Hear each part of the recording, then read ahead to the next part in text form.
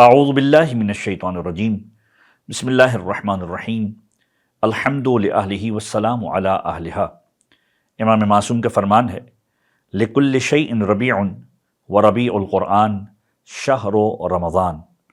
ہر چیز کے لیے ایک بہار کا موسم ہوا کرتا ہے اور قرآن کریم کے لیے موسم بہار ماہ مبارک رمضان ہے۔ ماہ مبارک رمضان کی ان بابرکت ساعتوں کو مزید بابرکت اور بارونق بنانے کے لیے قرآنی سلسلہ کہ جس کے اندر آج ہم گفتگو کریں گے اس مبارک سورے کی کہ جس کی تاکید شبہ قدر کے اندر بھی بہت زیادہ ہے کہ اسے پڑھا جائے اور ثواب کو حاصل کیا جائے۔ اور یہ وہ سورہ ہے کہ جو ترتیب کے اعتبار سے قرآن مجید کا 44واں سورہ ہے، 44 سورہ مکہ مکرمہ کے اندر نازل ہوا، 59 آیتوں کے اوپر مشتمل ہے اور 3 رکوع ہیں اس کے اندر۔ اس سورے کا نام سورہ دخان کیوں رکھا گیا؟ آیت نمبر 10 کی مناسبت سے دخان اس کا نام رکھا گیا۔ 10 نمبر کی آیت سے لے کے 15 نمبر کی آیت تک پروردگار عالم نے کافروں کو دیے گئے عذاب میں دھوئیں کا تذکرہ کیا ہے۔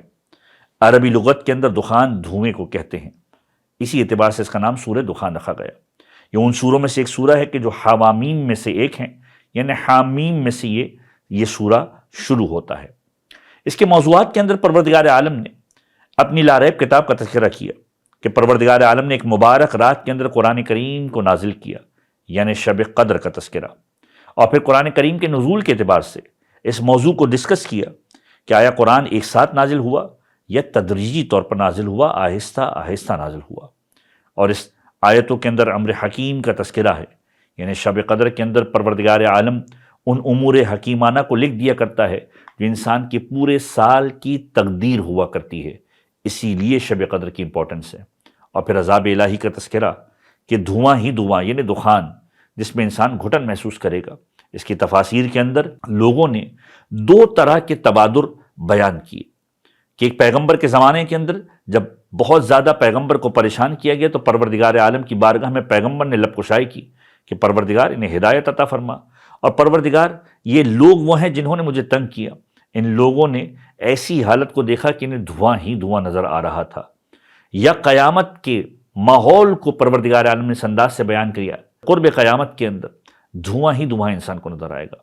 اور پھر پروردگار عالم نے حضرت موسیٰ اور فرعون کے اس ماحول کا تذکرہ کیا کہ موسیٰ نے دعوت توحید دی، فرعون نے انکار کیا، یہاں تک کہ دشمن بنے فرعونی، اور حضرت موسیٰ اپنی قوم کو لے کر نکلے اور دریا کے اندر پروردگار عالم نے راستہ بنایا۔ پروردگار عالم نے مشرکین کے لیے ان قوموں کی مثال دی کہ جو ان سے زیادہ طاقتور تھی، لیکن پروردگار عالم نے غرق کیا انہیں اور ان پر عذاب کو نازل کیا۔ اور قرآن کے بارے میں پروردگار عالم نے واضح کیا یہ قرآن آسان زبان کے اندر ہے، ہر ایک اس سے کسب فیض حاصل کر سکتا ہے۔ رسول خدا صلی اللہ علیہ وآلہ وسلم فرماتے ہیں کہ جو شخص رات کو سورہ مبارکہ دخان کی تلاوت کرے گا اللہ تعالیٰ اس کے گزشتہ گناہوں کو معاف کر دے گا۔